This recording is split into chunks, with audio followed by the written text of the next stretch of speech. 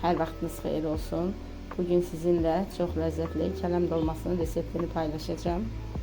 Bunun üçün mən 600 qram mal əti götürmüşəm və 200 qram qoyun ətinin yağlı hissəsindən, dolma yağlı olanda ləzzətli olur, bilirik. 2 ədəd böyük boy soğanı maşından keçirtmişəm. 1 ədəd böyük pomidor və 2 ədəd orta boy biberi keçirtmişəm maşından. Yarım stəkanda yumru düyü,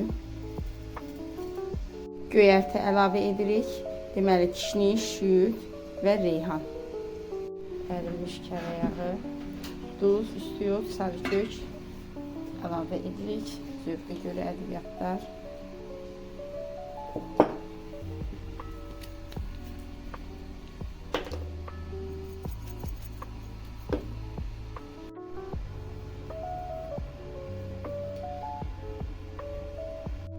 Farşımızı qarışdırmağa başlayırıq.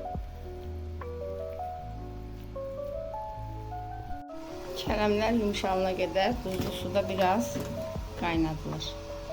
Çox qaynatmaq lazım deyil, biraz yumuşalsa bəs edilir.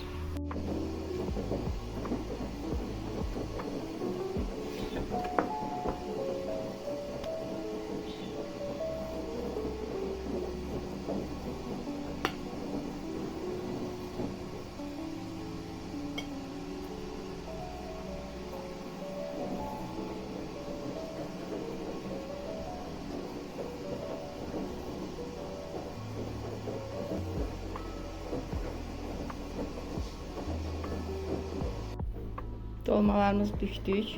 Üzərinə biraz əridilmiş kərəyağı əlavə edirik və yarım stəkan da su əlavə edib orta ateşdə bişməyə qoyuruq.